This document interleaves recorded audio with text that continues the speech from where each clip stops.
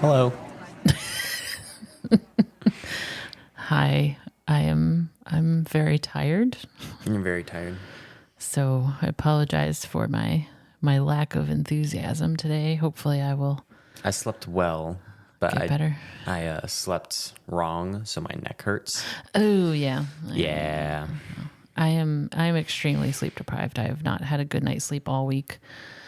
And then last night I slept like 6 hours, which is not good for me. I need at least 7.5 or I'm I was to say just 6 hours useless. doesn't sound that bad to me, but No, I'm absolutely useless unless, well, 7, I guess, is sort of the minimum. If I get below 7, then I'm a brain foggy mess the whole day. So, and some days are worse than others, and it's built up now. So I'm like, oh my God. Anyway, so planning on napping after we record this, which is unusual for me because I hate naps. But right now it feels like a necessary evil. well, you aren't supposed to nap more than like 20 minutes, so just don't do that. That's, I mean, But then power but naps are then good, but but then the health thing declines after 20 minutes if you sleep more than 20 minutes. the health thing declines after 20 minutes. Yeah, like if you take a power nap of like 20 minutes, then it like significantly improves your health. But then after about 20 minutes, you're actually making it worse for yourself. I don't think that's true. Because, so I have this chronic illness, and sometimes I end up being very sleep deprived, and so I'll be kind of forced into taking a nap. I've always avoided naps. You can ask my mother; I even avoided them when I was little.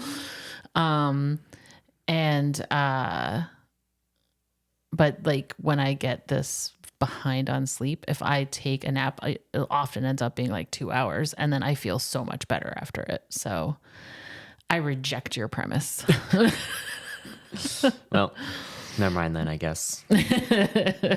We'll have to look up the stats later and have an argument. Have you seen Madam Web yet? No, Came out on Valentine's Day, so no, I've been really busy and tired. I'm tired. I'm either busy or just being exhausted. So I have not gotten out to the theater. No. Yeah, I thought it was a decent movie. I've never really read any of the comics surrounding like Madam Web. So it was It's like a Spider-Verse thing, right? Like, yeah. okay. Yeah. I mean, it makes sense that it would be.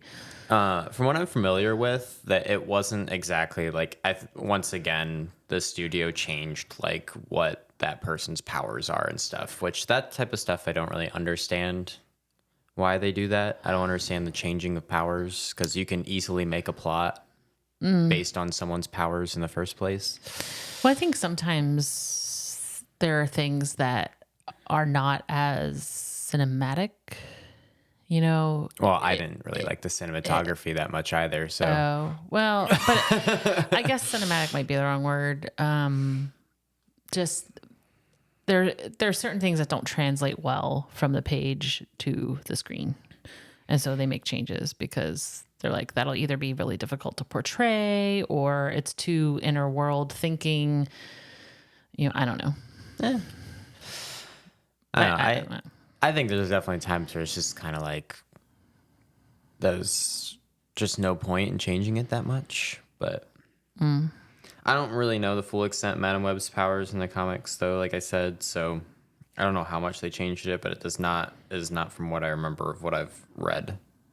So, but Well, I've never read any of the comics, so I don't have Yeah. any preconceived notions.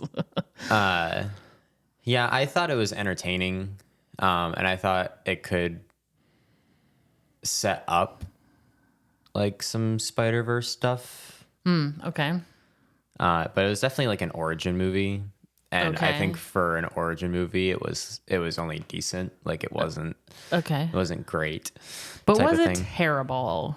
No, it wasn't terrible. Because that's what the critics are saying.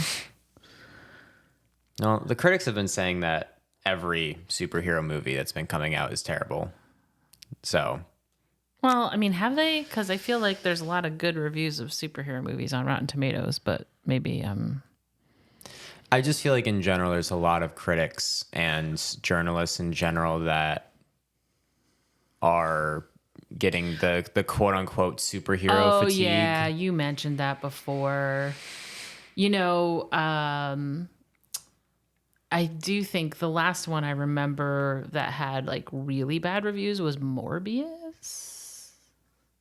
But that came out a while ago. No, Thor: Love and Thunder has come out since then. Thor: Love and Thunder got really bad.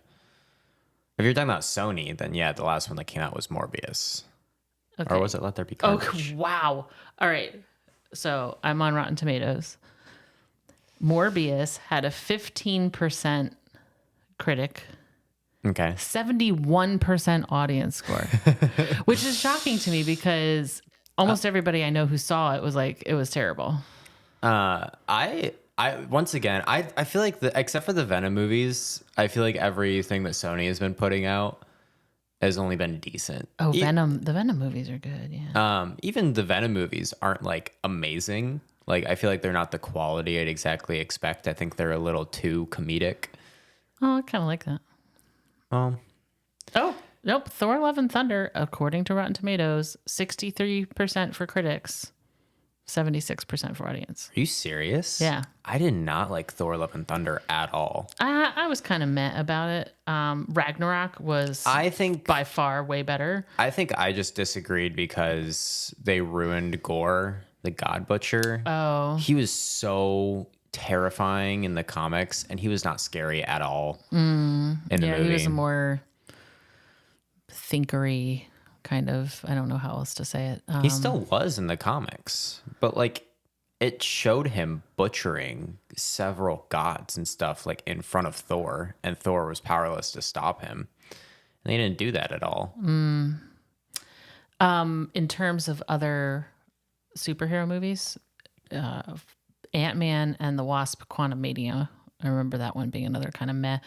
Critics gave it a 46%, but audiences gave it an 82%. I really liked that movie. I just didn't like MODOK's quote unquote redemption arc. That was just stupid in my opinion. Oh, gotcha.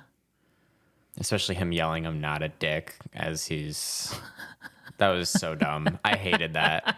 Everything else was great, but I hated that. That's funny. Yeah. Yeah, I don't know. A lot of people just seem, I think also as time goes on, the reviews balance out. Yeah. Because I think maybe. I think it actually kind of starts to sit with people for a little bit, and then they're like, oh, it's actually not that bad. But I don't know. There's so many things I see where it's just like, where it'll be critics. These are critics. Critics should not be saying stuff like this, but they're saying stuff like superhero movies have been around for like 20 years and we need to just stop now. Yeah. Only 20 years. I didn't watch any while I was growing up. Yeah. Like, So clearly I'm in my 20s. it's also like superheroes have been around since 40s. The dawn of time. I mean, kind of in some instances. Well, I but mean, if you think about it, like mythology, I just it's don't. not superheroes, but it's like, you know. I just don't think it became like a big concrete genre until like World War II, where a lot of comics started making superheroes. Yeah. And then 60s is like when it started going into like production for superheroes and stuff as well. Right. And I mean, it sounds like what they're referring to is the Marvel Cinematic Universe, honestly. Because wasn't I Iron think Man so. like 2008? yeah, So that would be almost 20 years ago. But yeah, it does seem like a weird thing for a critic to say because it's just simply not true. I mean, there were so many Superman movies when Yeah. I was growing up. There were It's Batman also- movies. it's also you're a critic, so you shouldn't be basing stuff off of how long Right. a genre. It's a Right. genre. Oh, a I'm genre. so tired of horror movies. Yeah, genres aren't supposed to die. Right. I'm so tired of character studies.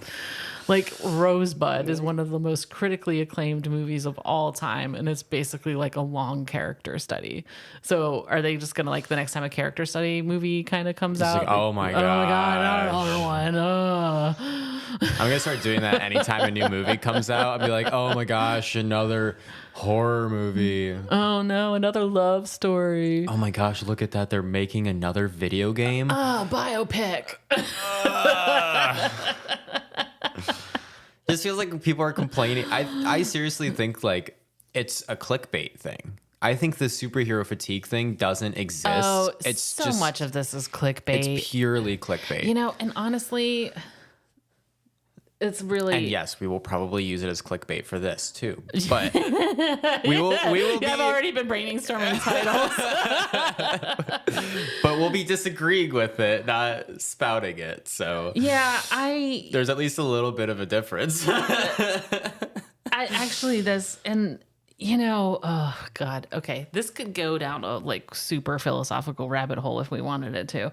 But the clickbait thing, right? Yeah. It's not just things to get you to click and read, but it's also, and this has always been a problem, that people will only read the headlines. And so sometimes the headlines are misleading. Yeah. Or they focus on the wrong thing or whatever.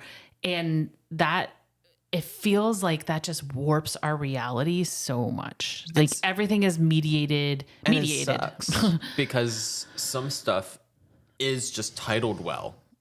Sure.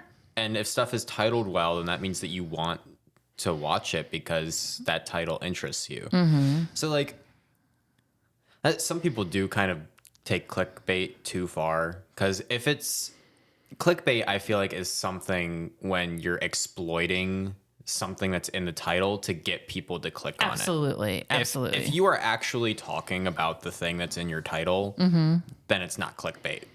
No, I think there's different definitions of it. I think there's different degrees of it. But I also think some clickbaity things to do are you are talking about the topic, but you overblow it. So like, like it'll just be like superhero fatigue.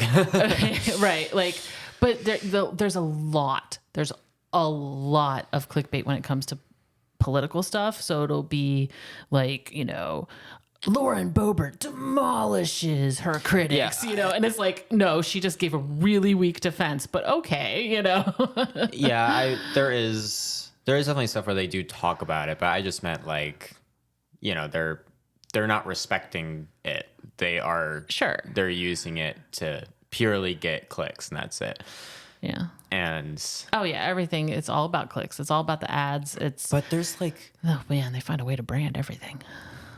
But yeah, I just feel like I see the superhero fatigue thing everywhere. And I don't know how many people actually believe that. Because I feel like it's only for the fans got on board with Iron Man. I feel like anybody who liked superheroes before that, or liked the comics before that, and probably even a lot of people that were introduced to it originally through the MCU, which is how I was introduced to it, but that's because I was born in 2003, so I was 5 when Iron Man came out. Right. So, yeah. Actually, I think I was 4 because I think it came out before my birthday. But anyway, details. I digress. But some people really fall in love with the genre, and some people just fell in love with the story, not the genre. And so for some people, there probably is some level of fatigue. Like you are watching the 10th season of a show and you're like, okay, I'm done with this now. But like there's people that still watch Family Guy, people that still watch The Simpsons. I was going to say The Simpsons. Yeah, like there's all these things that have been going on for so long. And I bet you there are plenty of people that... Oh my God, soap operas. That started watching that. Yeah, like soap originally... operas or like...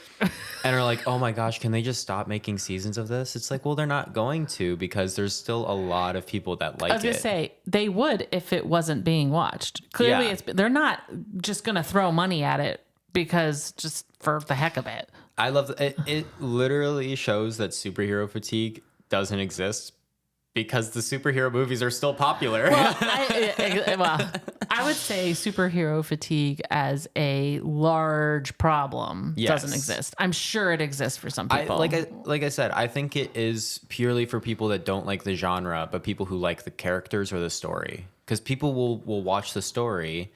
For a lot of people, the story ended with Endgame. I mean, it literally had end in the name. Yeah. And so then after that, people were like, wait, there's more? But wait, there's more. And I think a lot of comic fans knew that this wasn't going to be it, but I think a lot of people, for some reason, were just like, all right, this is it. This is the end of it. That's possible. And so then after that, people are like, oh, they're still pushing through with this. I think though that we need more superhero movies now more than ever. Why is that? I'm just going to gesture to the world. Like, it's just like everything's a big mess. There's, democracy is on the line. People don't care about, there's an increase in violence. There's an increase in, at least outwardly expressed, racism, misogyny, homophobia, like transphobia, all the phobias. It's All the phobias. all the phobias. And we're at this weird spot where now politicians are being praised for being courageous enough to say bigoted crap. There's so many people who love Trump because he just tells it like it is. No, he does not tell it like it is. He says whatever he wants. That's a very different thing. And the fact that we're in a place now where Trump is the most viable GOP candidate for president has been just had another conviction in court where, I don't know if you call it a conviction in this case, but he has to pay like $405 million or something in a fraud case, and he can't he can't operate a business in New York forever, I think. And and he has so many other indictments. He got convicted of rape. It's just awful.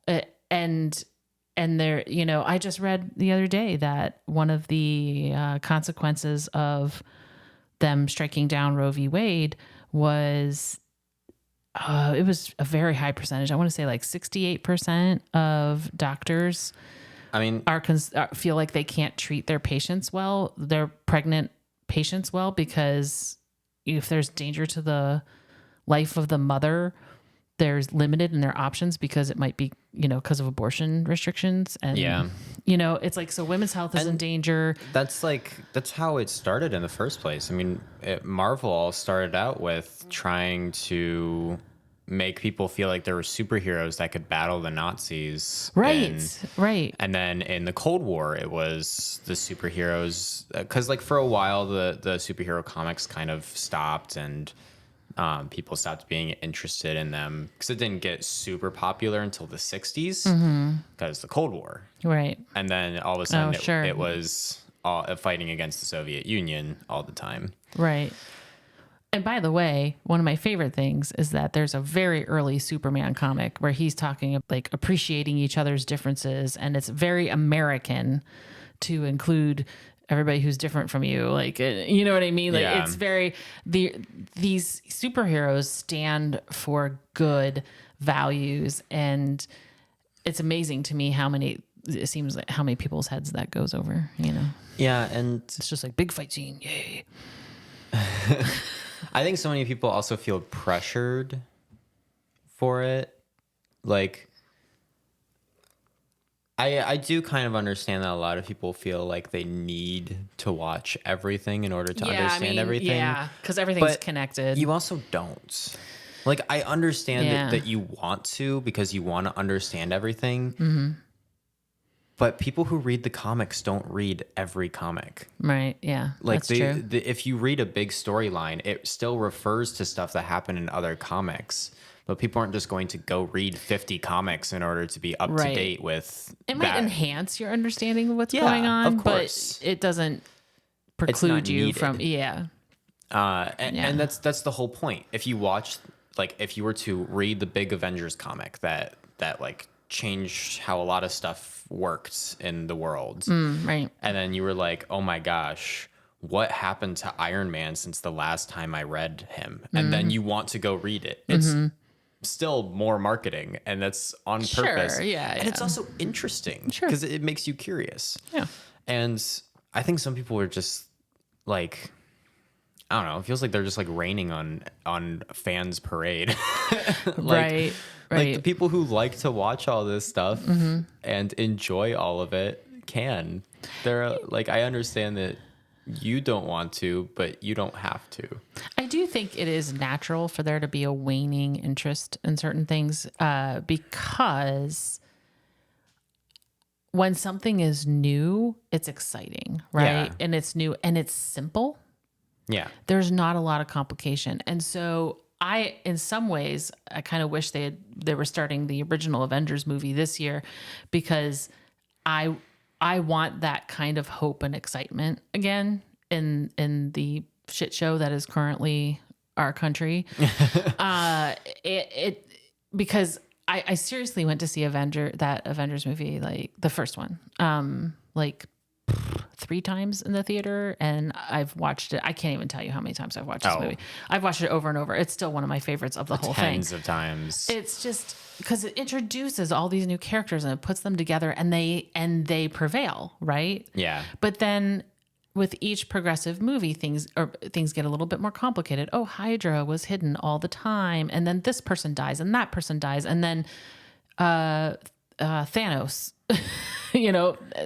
ruins everything, and then everything feels super complicated after that. Like people were lost for 5 years, and some of them didn't make it back. That's why I don't understand why people didn't or have been saying that like phases 4 and 5 have been bad, because they've been picking up the pieces, and I think it's super interesting how they've been picking up the pieces. It's interesting, but it's not.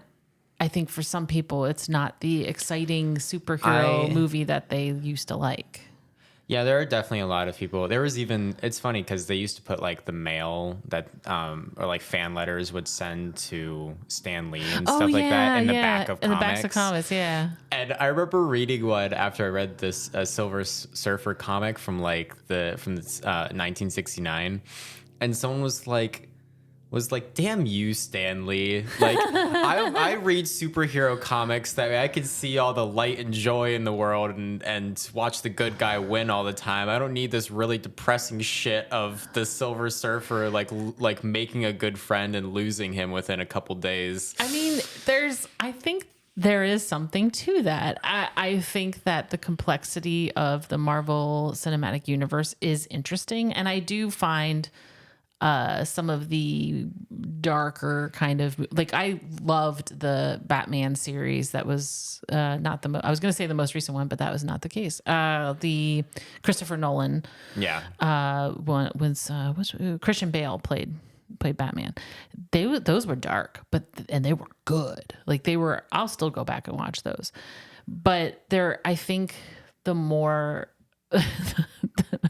the worse things get, like, the more I'm just like, can I have a happy, like, a superhero just swoop in and save the day and everything be good? I think a lot of people also just don't like big world stuff as much. I think that's true. Because a lot of people also used to really like Star Wars, but then now a lot of people feel like there's too much Star Wars stuff. There's just too much stuff, yeah. At least with Star Wars, a lot of stuff is pretty disconnected and has very, like, centered storylines that only really focus on themselves for the most part, and then we'll give like hints towards other stuff, right?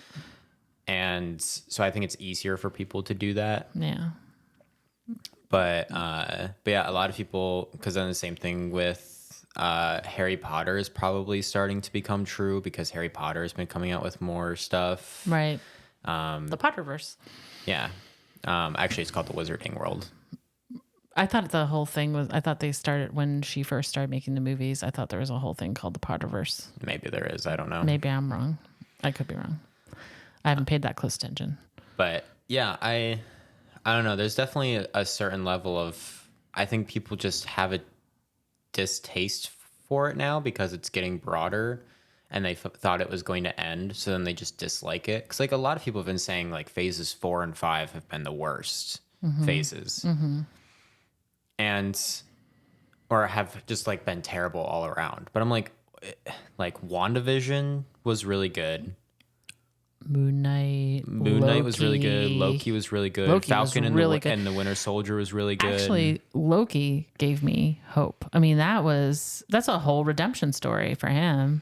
And then What If even like circled back on it. Yeah. I think what a lot of people don't like about the newer phases is that they haven't been as interconnected, which I do agree with. That they should be a little bit more interconnected with each other.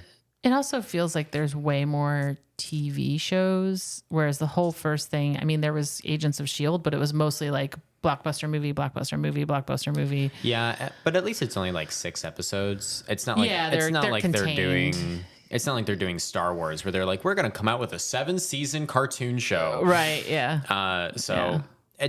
I personally don't find it too bad. I think a lot of people have trouble with it because before it was the like 4 or 5 main movies, Avenger movie that brings it all together. Right, yeah. 4 or 5 movies, Avenger movie that brings right. it It all was very together. predictable, which brings people comfort, I think. And well, I think it's that, but also I think it felt like everyone was watching these movies and then it paid off in this like big way. Yeah. And I don't think that's really happening as much. Right. Well, But they're doing yeah. a lot of setup, which means that a lot of it will still pay off. And I think we're going to see stuff like that. And like the Thunderbolts, I think is going to combine a lot of stuff together. Brave New World will probably combine a lot of stuff together. I have to tell you, what was the one? Oh, crap. I can't remember. But like a lot of people liked Black Widow. I personally didn't. I know. Shang-Chi was really good. Oh, yeah. Shang-Chi was really good. Eternals was another pretty split one, but I don't think it's really been considered Did not like Eternals. like really bad. I did not enjoy Secret Invasion. Hawkeye was really good. I think Secret Invasion has been the first one where everyone has agreed that it was just horrible. Like I think Secret Invasion is terrible. Secret Invasion, it also for me it was just too depressing and too close to, because at the end, sorry, spoilers, if you haven't watched Secret Invasion, just maybe skip ahead a minute. It was like all of a sudden there's all these people killing people randomly because they think they're Skrulls and Scrolls. Kroll is from something else. And to me, again, that was like a little too close to reality because I am legitimately fearful for what is going to happen in our country in the next year, And so stuff like that just devolves into that violence. It's like there's that movie coming out called Civil War. Have you seen the trailer for that? Mm-hmm. And I went to see a movie with my friend, and that was one of the trailers, and we both just looked at each other afterward and went, no, thank you. Because it was just like, and it's normally, too on point. yeah. And normally, we used to watch all these dystopian movies together. Like that was our thing. It was like, oh, another world ending movie. Let's go see it together. Like, Yeah. And this one, I'm just like, I can't, it's too close to what I think could happen. I can't do it. Yeah. So that was a nice little depressing trail. So back to critics.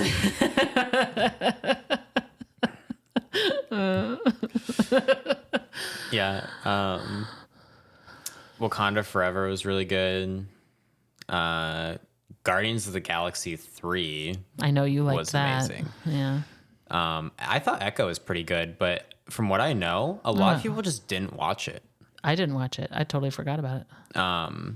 I think that's partially because they didn't do a good job at marketing it. Same thing with the Marvels. I think it's partially because of the writer's strike, because a lot of them haven't been able to market it themselves. Oh, right. You know what? You have to throw that into the mix of everything. Mix of everything. Yeah. And midst. I guess either one works. It actually does work. But it's just like, you can't say that these are terrible when a lot of these are, I was going to say critically acclaimed films, but we're going against critics on this one. So, but for a lot of these, they are good. Werewolf by Night was amazing. That wasn't my jam. I loved Werewolf by Night. I know. But that's the thing. There's always been something of a rift between critics and audience. Like even if you look at Rotten Tomatoes, there's almost every movie that has a bad critic rating has a higher audience score. Oh my gosh. Like, And sometimes it's big. the all I don't think they had an actual title for it, but the like newer Ghostbusters, the all women Ghostbusters. Oh yeah. I remember that had like a 5% or something, and then it had like a 90% audience score, and it was like the biggest difference in Rotten Tomatoes Well, I think we saw at the time. that felt like a concerted effort by dudes who were ticked off that their beloved Ghostbusters from their childhood was being remade with women in it. Like there was a lot of bad review spamming, and a lot of it was very much like. But then wouldn't the audience know, score also be really low? Well, it was actually. So on Rotten Tomatoes, it has a 74% critic rating, but 49% audience. Oh, maybe score. it was the other way around then. I think. Well, that's maybe it was a really high critic score and a really low audience score. Yeah, and I honestly, truly think that's because like dudes being hurt. But there are other times when that critic score is really high because it's more of like an artsy film, and it's like I just can't imagine more of a pathetic waste of your time than to sit Right. there at your computer and like make new accounts over and over again just Right. to rate something poorly. Like, what are Right. you getting out of it? What is your life, man? Like, such a waste of your time. It's I someday I want to explore this psychology behind that because Do an there's autopsy. something wrong. Dude. Get a toxic man here, stat. And apparently kill him because it's an autopsy. Nothing lost. Dude. Oh my God. Yeah. So we're just gonna skip past that. Critics. The interesting thing I find is I think there's a lot of parallels in critical reviews, criticism of movies as there is with books.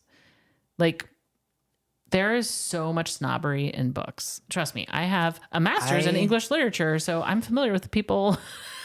I think it's been for everything, because before, for a while, video game journalism was really on point. Mm-hmm. But then I think a lot of people found the money in video game journalism, and not just the people that were actually passionate about it.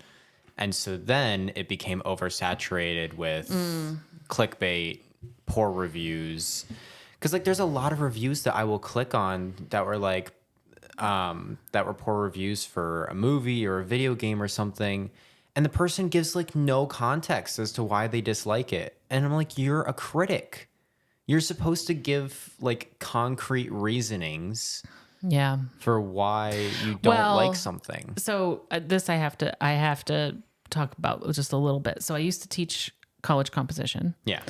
And at the one school, we taught with a genre-based approach, which is different than like literary or movie genres. It's like structural genres, like an essay versus an argumentative essay versus a review versus a proposal versus a report. You know, like they all have different audiences and purposes and ways So like you would go about it. article versus journal versus magazine versus Like all these different things, Yeah. right? Yeah. So one of the genres we had to do was review, and it was always the worst. You would think like the big essay would be the worst because it requires the most work, and students have to make arguments, and it can be difficult to like do all that research, put together a cogent argument, blah blah blah. blah blah blah. No, reviews. People don't know why they like or dislike the things they like or dislike. And it is fast. That was a super interesting lesson for me, because they'd just be like, well, this just wasn't good. Okay, why? Why didn't you like it? And I think what happens with a lot of people is we have ingrained biases that come out and we don't even realize it. So like some of these guys that were doing this Ghostbusters spamming were just flat out misogynists, and they were loud and proud about it. But I think some other people would go, well, I didn't like that. And they wouldn't be able to say why, but it's because they don't feel comfortable that that was a full thing led by women, or that included too many people of color, or that, you know what I'm saying? Maybe that's why I'm a good reviewer, because I'm just straight to the point with my stuff. You so are. I probably just know exactly the reasons why I like or dislike something. Right. And I've told you that. I think that's a very unusual gift you have. That's why I don't understand why people will really like something, but because the media all says it's bad, they will say it's bad. Sure. So if people are so ingrained in their own bias for stuff, then why do they also follow? I guess I think there's both the things are at work, right? Yeah. Like there's a bias, but there's also, I mean, you're afraid to say you're biased, so you just agree. well, not just that, but there's also the bandwagon kind of, thought that, oh, I want to be part of the. I do think some of that also comes from if people read or watch something before they do it themselves, which is why I barely watch trailers. Like I'll watch an initial trailer for something coming out, but usually after the initial trailer, all the superseding, is that the right word? Preceding? No, like after. Oh, I guess. Trailers are always way more spoiler heavy for what's actually going to happen in the movie. And so then I have a preconception of what the movie's going to be about.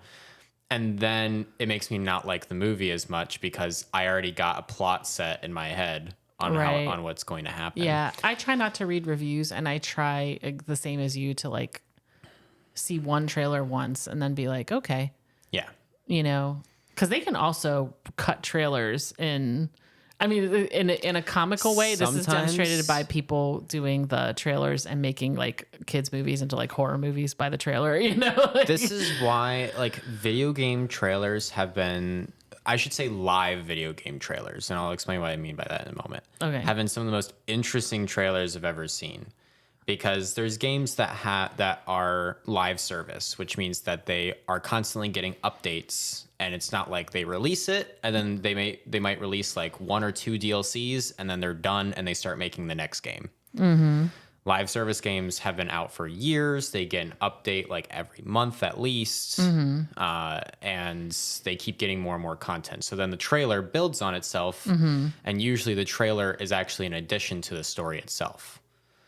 So, like for Warframe, they'll usually just do the trailer as the initial cinematic for whatever new quest is coming out. Because then you start up the game when the update comes out, and you watch a cinematic, and it's exactly what the trailer was. Gotcha. Oh, And that's cool. And so it's literally, you've literally missed nothing. You were not spoiled on anything, and it's perfect. And then Apex Legends has done it amazingly as well. Since Apex Legends is purely a PvP game, there's no like story to it, and you don't like play a campaign like you do for story games. The trailers are the story. So they make basically like a little TV show on the YouTube channel for the video game that you can watch all the stuff. And so the new trailers create hype because you're like, oh my gosh, I see a new character coming in, and that means I'm going to be able to play them in the game, which is really cool. One of the most interesting ones was they kept doing these things on social media where it was people in world were interviewing the new legend that was gonna be in Apex Legends. Okay. And then at one point, the studio goes dark during one of them, and then someone sneaks up behind the new legend and assassinates them. Okay.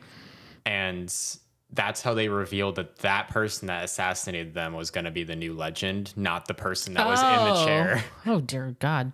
So this entire time, because okay, they purposely manipulated their data so that way people who would data mine, which means people that would like go into the game files and try to find secrets in the game files, found that this entire legend was made. They knew that the name of the legend was Forge, everything, and then they started doing the press stuff about this new legend Forge. And so everyone's like, oh, okay, we're correct. This is the next legend. Nope. Everyone was wrong, and it was probably one of the biggest diversions. Nice. And yeah, that was pretty cool. So getting back to originally what kind of kicked off this whole conversation about critics and, and superhero fatigue and all that stuff. So you said you were surprised by how how many critics were like, this movie is terrible, about Madam Web. Yeah. So you liked it. Yeah. That's it. Are you asking me like why I liked it?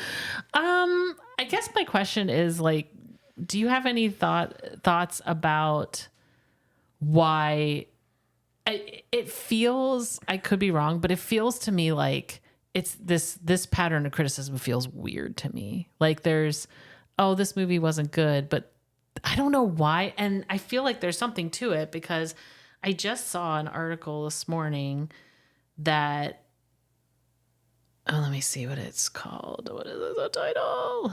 Some critics actually liked Madam Web. Here's what they're saying. Like just saying some critics actually liked it, like felt like a very weird way to put it. And then one of the positive reviews of Madam Web on Rotten Tomatoes was like, if you believe the absolute deluge of, it basically was saying like, almost like it was a concentrated campaign to hate this movie. And I'm like, well, why would that, why would that be the case? So I don't know. I don't know. I don't know if you have any thoughts about it.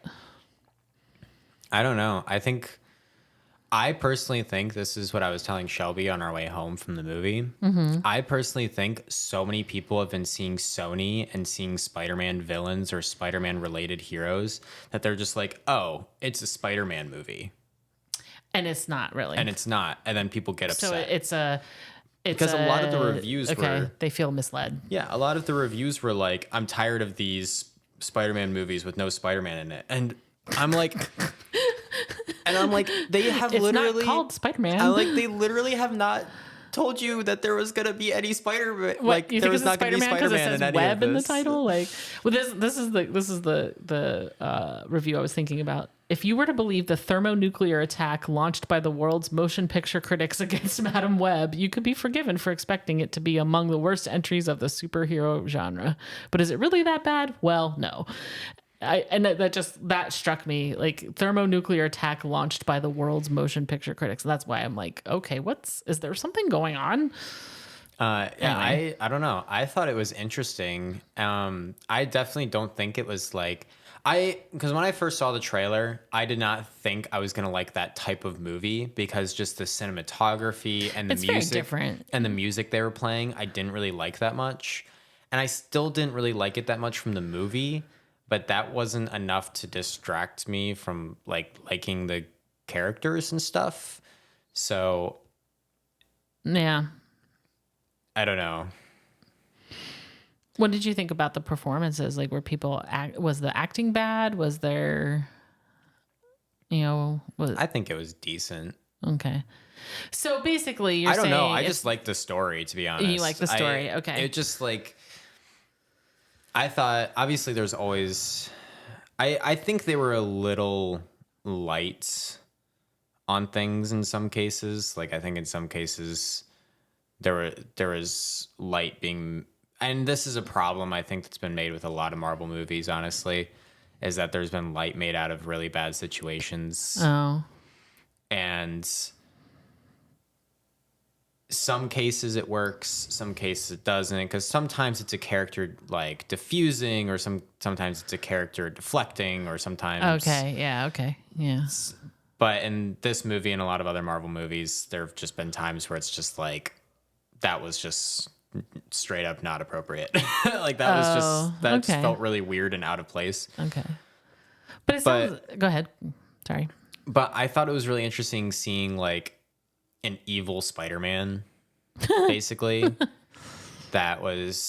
it worked really well as like this suspense thriller horror film. They did a really good job with it. So you mean an evil Spider-Man other than the Tobey Maguire Venom? Yeah, he wasn't really evil. He was just a dick.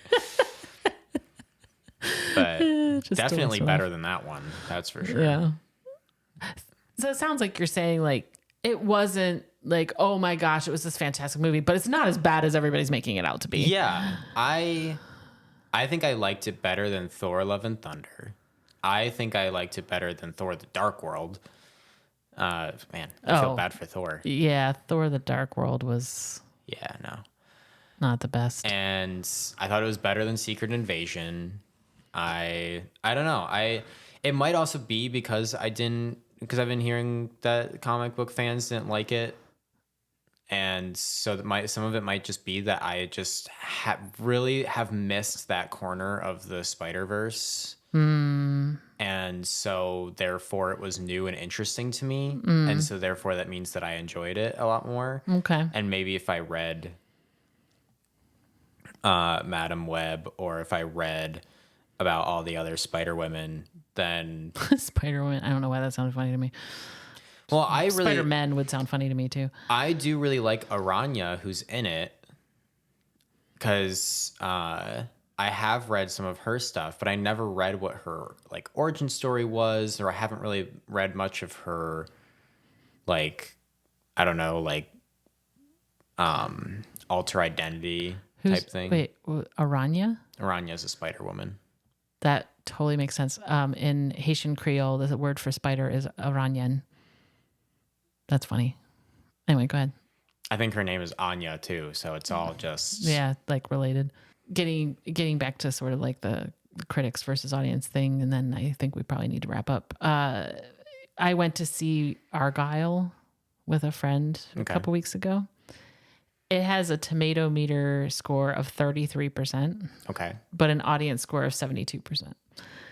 And that's kind of where, and I would love for us to talk about this again sometime, because I think this is what kind of goes back to the whole snobbery that I say is in literature as well. Yeah. Where popular books are panned by critics. It almost feels like a badge of honor to be like, oh, I found Twilight to be terrible. And I'm like, okay, well, Twilight was one of the most popular books, and they're like, but it's just not good writing. And I'm like, some people like going against the status quo. And Yeah. I think some of it as well is being the professional. I think some people think that being a critic means that you need to break down all of the cinematography, all of the sound, all of the like story writing and everything, and ignore if it is simply enjoyable. Thank you. And that is what I think really happened with Argyle, because Argyle is not Mission Impossible. Okay. It's not meant to be a blockbuster spy intrigue. Oh my gosh, James Bond kind of a thing, right? It is campy, and it is meant to be campy. Exactly. And just like, can you just enjoy that for what it is? So a critic will watch Mission Impossible, and then we'll watch another spy movie and be like, it is too close to Mission Impossible. We already have a Mission Impossible movie. And then we'll watch a spy movie that isn't close to Mission Impossible because it's its own thing. And it's like a movie that failed trying to be Mission Impossible. Right. Shut up, critic. It's not trying to be Mission Impossible. It's like... It feels like they missed the intent of everything, which is so weird, because as a critic, you're supposed to nail the intent on the head. Right. And also, maybe let people enjoy things. Like that's where I get really irritated. Okay, if you're a critic and you're saying stop enjoying the movie, that's one thing. But I mean, a critic's job is quite literally... Well, that's fair. But I think... I guess I'm just kind of saying in a different way what we were just saying, which is there are different intents, there are different purposes. It's definitely the critics that I read that were like, okay, people need to stop liking superhero movies after 15 years. It's like, shut up. Right. Yeah. Like that's a ridiculous comment. Yeah. But like, you have to know that if you're going in to rate a campy movie or a superhero movie or a comedy, even, like it's not going to have the same thing as like Power of the Dog, like it's just, they're different animals, and let the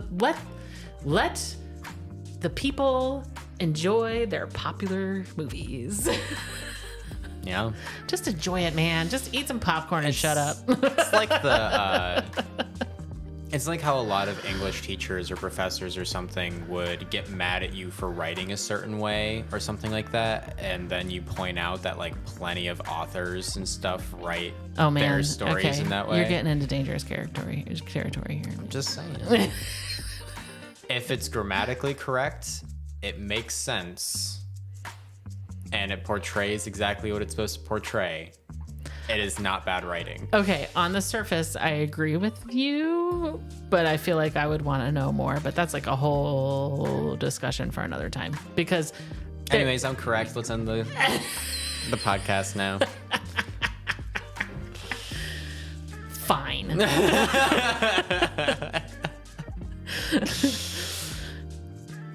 I don't even know what to do with you right now. Well, so anyway, wait. No, we're going. One last second. Just enjoy the movies you enjoy. That's all I wanted to say. Okay. Goodbye. Bye.